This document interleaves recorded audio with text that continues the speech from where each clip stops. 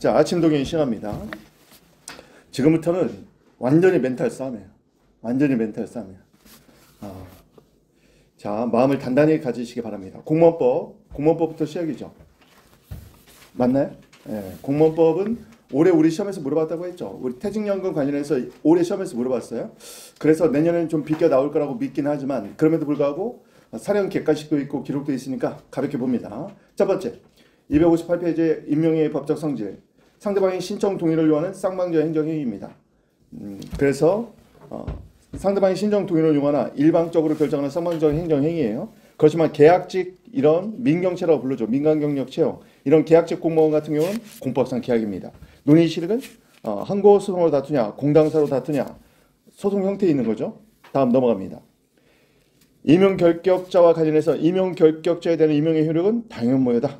따라서 당연퇴직 통보는 단순 사실의 통보다. 퇴직급여 청구권 발생하느냐? 발생하지 않는다. 이런 거 객관식용어로 알고 있는 판례들인데 그것만 알아두면 되겠습니다.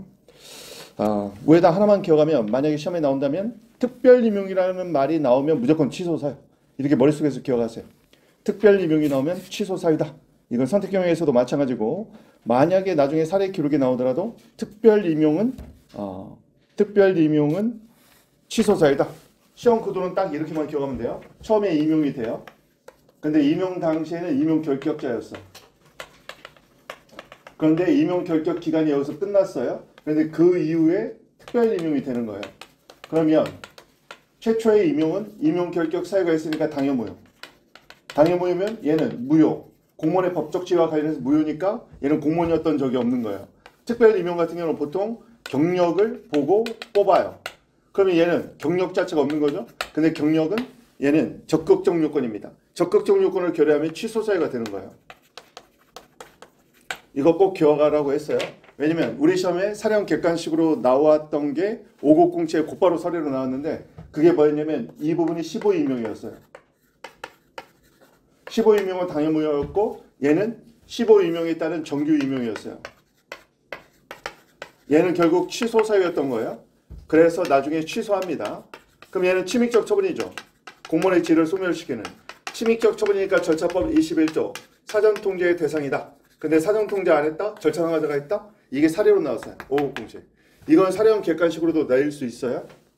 15임용 취소에 따른 정규임용 취소. 침익적 처분이니까 사전통제 의견 제출 절차 줘야 된다. 안 했으면 절차 상하자 취소 사유다. 근데 타 시험에서 사례를 물어봤기 때문에 우리 시험에 만약에 나온다면 똑같은 논리구조를 갖고 있는 특별 임용이 나올 가능성이 있다. 저거 하나 정도 기억하면 되겠습니다. 넘어가서 263페이지의 전입 전출 여기는 선택형입니다. 선택형. 그 밑에 판례 보면 동의 없는 대법원 공무원의 동의 없는 전출명령 위법 취소 사유니까 공정위에서 유효하죠. 이것을 불이행한 거 밑에 판례 있죠. 이 밑에 아라비아 숫자 3번의 판례만 기억하면 됩니다.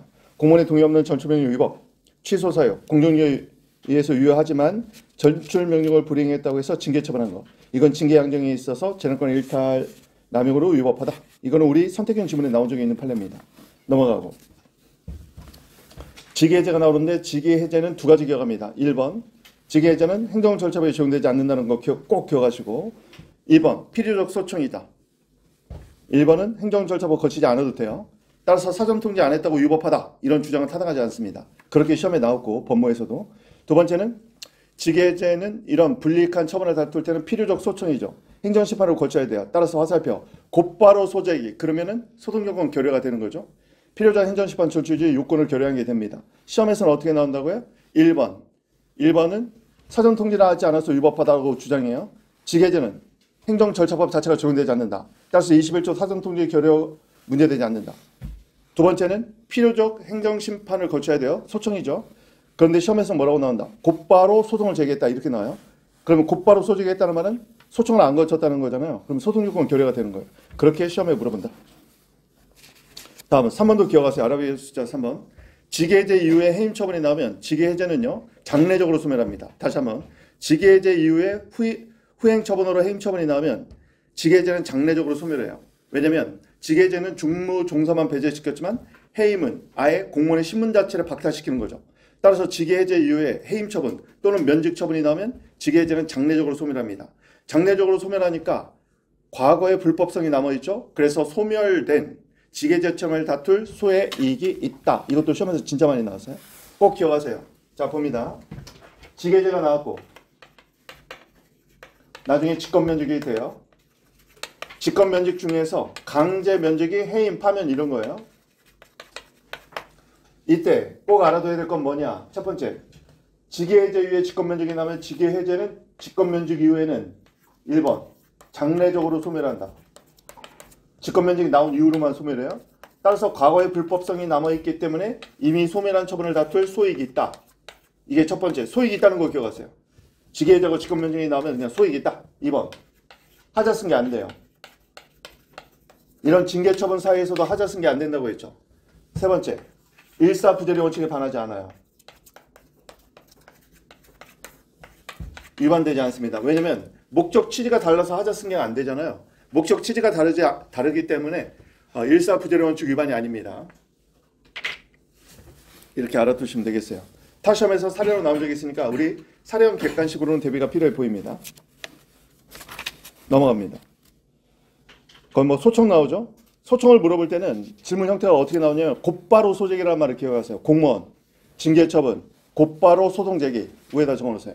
공무원, 줄긋고 징계처분, 줄긋고 곧바로 소송을 제기. 그러면 틀렸어요. 왜냐하면 소청을 반드시 거쳐야 되는 거죠. 물론 이런 말을 써주면 제가 볼 때는 2, 3점을 더 줄 것 같아. 행정소송법 제18조 제3항에 해당되는 특별한 사정이 없는 한. 이 말 넣으면 저는 딱 한 줄 들어갔지만 2, 3점 더 줄 것 같아요. 왜냐면 행정소송법 18조 3항에는 심판 청구 자체를 하지 않아도 되는 예외가 규정되어 있거든. 자, 질문 형태는 어떻게 나온다고요? 공무원, 징계처분, 곧바로 소송 제기. 그러면 소청을 안 거쳤구나. 이걸 눈치채야 돼. 그러면 나중에 뭐라고 써야 되느냐? 소청 거치지 않아서 이것은 위법한 걸로 지금 낸 건데 소송 요건을 못 갖춘 부적법한 소재예요. 그런데 행정소송법 18조 3항에 보면 우리 작년에 시험에 냈잖아. 사례에서. 뭐예요? 필요적 행정심판 전취주의인데 소재기를 하지 않아도 되는 게 18조 3항에 규정되어 있잖아. 그러니까 이런 경우에 뭐라고 써요? 행정소송법 제18조 3항에 해당되는 특별한 사정이 없는 한 소청을 거치지 않고 곧바로 소재기를 한 것은 행정심판 전취주의에 반하는 거죠. 즉 소송요건을 결여했기 때문에 이런 경우는 소재기는 부적법하다. 그렇게 써주면 되겠습니다. 물론 사실심 변론 종결 전까지 소송요건을 갖출 수 있는 거죠. 상고심에서도 유지가 돼야 된다고 했고, 자, 그 정도 보면 되겠습니다. 경찰행정법은요, 사례로 나올 가능성은 제로로 수렴해요. 왜냐면 선택형에도 거의 안 나왔죠. 그래서 여기는 넘어가 버렸어요. 자, 공물이 제일 중요하니까 272페이지입니다. 공물 파트는 전체적으로 A급으로 처리하세요. 올해 우리 시험 사례에서 지방자치법하고 공무원법을 둘 다 물어봤어. 그러니까 저 같은 경우는 이렇게 크게 둘 다 물어봤으면 내년쯤에는 강론을 비껴서 나올 가능성도 있어요. 우리 시험에서 강론 안 나올 때도 있었거든. 근데 만약에 나온다면 둘 중에 하나라고 했어요. 일단 공물이다. 따라서 행정재산의 목적의 사용허가, 그 다음에 공물의 특별사용, 일반사용 변경하면서 이거는 그냥 무조건 특례급으로 찍어놓고 그 다음에 조합 파트로 넘어간다고 했어요. 조합과 공물 두 가지가 중요하다. 자, 272페이지부터 봅니다. 공물의 소멸. 2번 쟁점만 기억하세요. 공물의 형태 소멸만으로 공물이 소멸하느냐. 옆에 X. 적어도 묵시적 공인폐지 의사표시는 필요하다. 이게 판례죠. 기억하셔야 되겠고. 넘어가서 공물의 시효취득. 국유재산법, 공유재산법에서는 명시적으로 민법 245조 시효취득을 부정하고 있습니다. 공물의 시효취득 인정 여부 옆에다가 X. 부정설입니다. 따라서 판례는 공용 폐지가 돼서 일반 재산이 됐을 때만 시효취득이 대상이 된다. 그렇게 보고 있어요. 넘어갑니다. 공물의 강제 집행과 공용 수용의 제한. 얘는 불이탄데 사례로 나올 가능성은 D급, C급이나 D급입니다. 그렇지만 객관식에서 판례 정도는 좀 알아두는 게 의미가 있어 보이네요. 아랍에서 2번에 양가로 2번. 세 번째 주 판례. 판례는 국가지정문화재 관리청인 지방자치단체장이 문화재보호법에 따라 국가지정문화재로 한 경우 그 보호구역에 있는 토지 등을 수용할 수 있다. 수용은 긍정했다는 거 기억하세요? 문화재 지정이 되어 있으면요. 얘는 보존용 공물이거든요. 보존공물이라고 부르죠. 그런데 수용할 수 있다고 했어요. 수용을 인정한 판례가 하나 있다. 선택형으로만 대비하십니다. 다음 넘어가서 241번 쟁점. 공물에 대한 변상을 부과. 이거는요. 예전에 법무에서 물어본 적이 있어요. 옆에다 법무라고 적어놓고. 그래서 이거는 제가 강의 때 누누이 적었어. 우리 선택형 질문 자체를 우리 시험에 법무에서 나왔던 거 물어봤어요. 공물에 대한 변상금 부과 처분이 적법하기 위해서는 세 가지 요건을 갖춰야 된다고 했어요. 첫 번째, 얘는 공물이어야 돼. 즉 행정재산해야 돼요. 일반재산, 물론 일반 재산에 관해서도 낼 수는 있긴 한데 일단 공물인지가 문제된다는 거 기억하세요. 첫 번째 공물인지, 두 번째 무단점유인지, 무단점유여야 되니까, 세 번째 처분권이 있는지. 이 세 가지가 요건이에요. 구성 요건이라고 보세요. 변상금 부과 처분이 적법하기 위한 세 가지 요건. 제일 중요한 건 2번이긴 하지만, 그러면 각각의 쟁점은 뭐냐면 공물이지. 공물이 소멸하면 안 되기 때문에 지금 봤던 것처럼 형태 소멸만으로 공물의 법적 지위가 소멸하냐 판례 안 된다. 또는 시효취득, 20년 이상의 시효취득을 줄 건데 전 점유자, 점유 합산으로 시험에 나온 적이 있단 말이죠. 20년 이상의 점유 시효취득, 전 점유자 합산까지 한 걸로 시효취득의 대상이 되는지가 문제가 되지만 판례 안 된다. 법정 시효취득 안 된다. 따라서 공물 맞다. 두 번째, 무단점유냐. 여기서는 특별사용과 일반사용의 병존 가능성을 써야 돼요.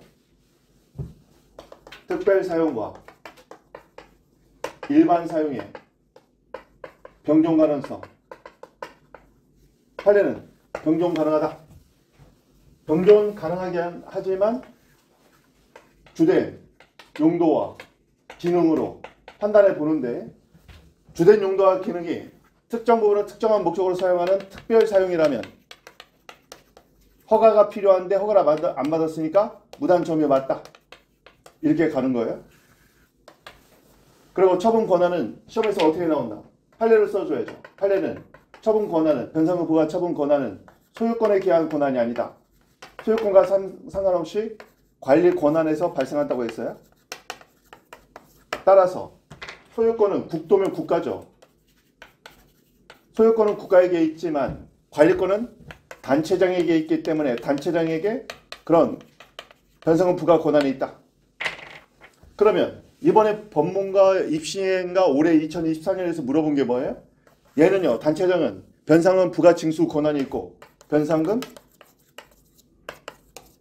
부과 징수를 할 수 있고, 왜냐하면 변상금 부과 처분 권한이 있으니까. 국가는 어떻게 하면 된다는 거예요? 국가는 소유권자로서 민법 740의 1조에 따라서 부당이득 반환 청구할 수 있고, 양자는 별개라는 판례 있죠. 이거 객관식에 나왔는데 올해 사례로 기출이 됐어. 타시험에서.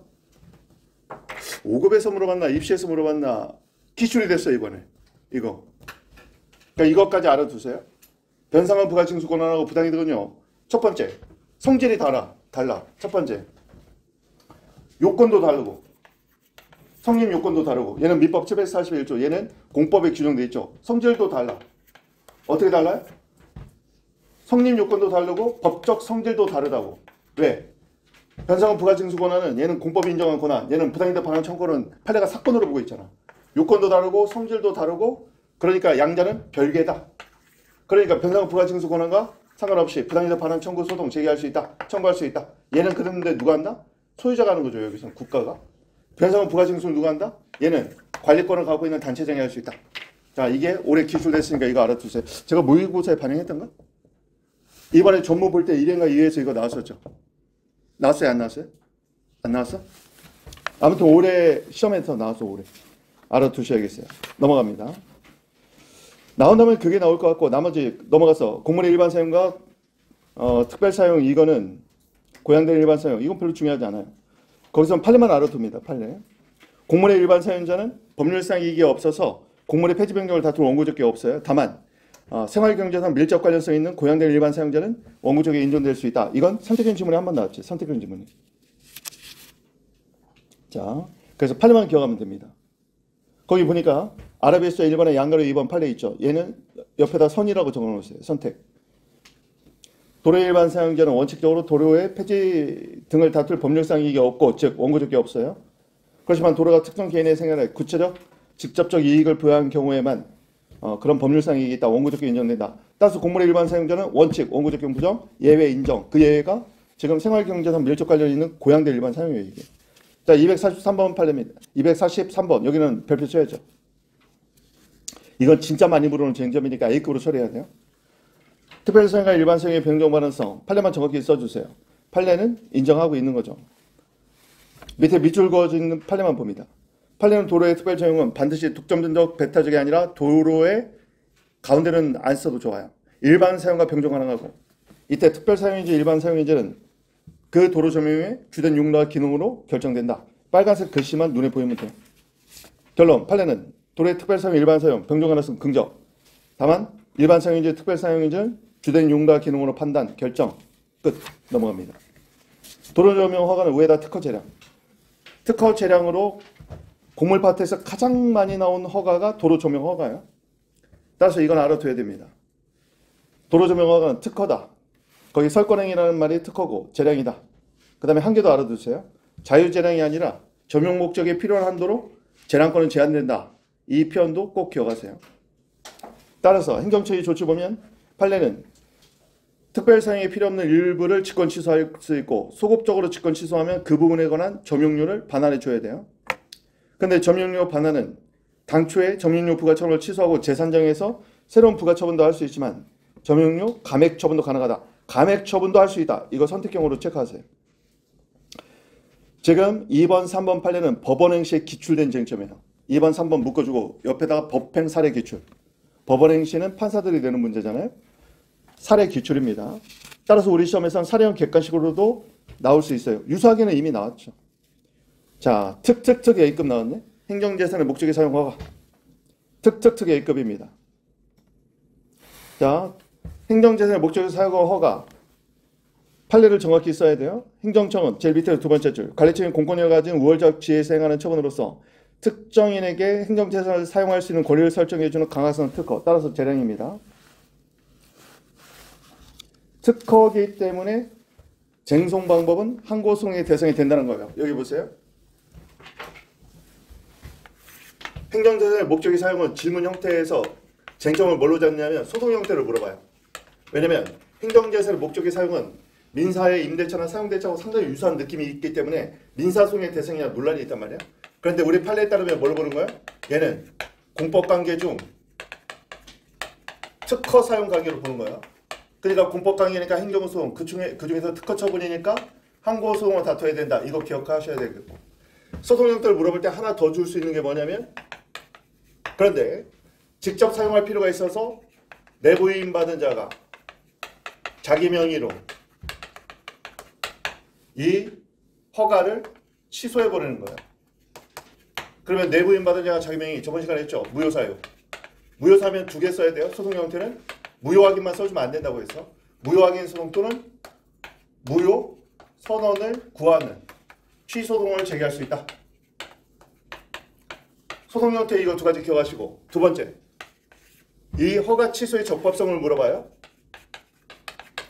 취소의 적법성을 물어보면 사안은 직접 사용할 필요, 후발적 사정이 있죠. 따라서 직권철회.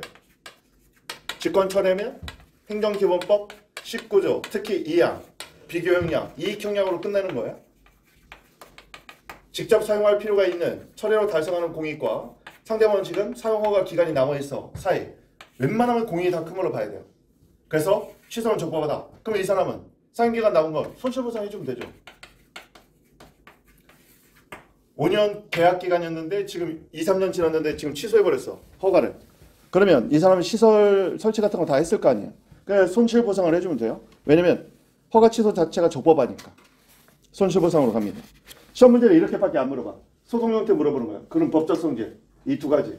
그 다음에 직접 사용할 필요가 있어서 목적의 사용 허가를 취소했다. 취소의 적법성. 그러면 직권철회, 이익형량, 19조 2항. 딱 이렇게 끝내는 거예요. 그냥. 틀을 딱 짜버리세요. 그냥. 시험이 나오면 저는 어떤 틀에서 벗어나지 않아. 물론 처음부터 허가 자체가 잘못해서다. 그러면 직권 취소 18조로 바뀌지. 18조 2항으로 가게 될 겁니다. 만약에 위조 서류를 제출했다. 그러면 직권 취소가 될 거고, 직권 취소일 때는 행정기호 18조고 2항이고 위조 서류를 제출했다면 2루가 문제가 될 수 있어요. 2루가 문제가 돼서 상대방이 기방 귀책 사유가 있다면 신뢰이익을 고려할 필요 없고 상대방도 원용할 수 없다. 이걸로 물어볼 수도 있겠네. 그래서 하자가 원시적 하자인지 후발적 하자인지 꼭 확인하세요. 넘어갑니다. 281페이지. 공용 수용인데 공용 수용 우리 시험에서 크게 한번 물어봤죠. 당분간은 안 나올 겁니다. 282페이지.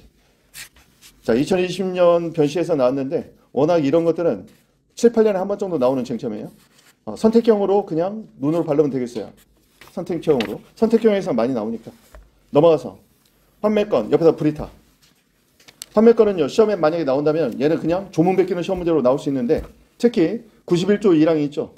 91조 1항이 나중에 한번 조문 한번 찾아보면 좋은데요. 이게 예전에 국법에서 위헌 판단을 받았단 말이에요. 그러니까 만약에 국법을 제시하면서 일문에서 헌법 문제 물어보면서 판매권에 대해서 물어볼 수는 있을 것 같아요. 자, 예전에는 그 개시일로부터 무조건 10년이었는데 지금은 1호, 2호로 세분화된 거죠. 지금은 바뀌었다. 자, 그 정도 보시면 되겠습니다. 이거는 뭐 조문 베끼니까 91조만 기억하세요. 91조. 넘어가서 공인사업 변환 91조 6항에 있다. 그것만 기억하시면 되겠고 조합이 너무 중요하죠. 조합은 전체적으로 특혜급. 289페이지 조합의 설립인가 특허. 이것도 물어볼 거고 특허니까 항고성으로 다투죠. 조합의 설립인가 연상대로 봅니다. 설권적 처분 특허고 재량입니다.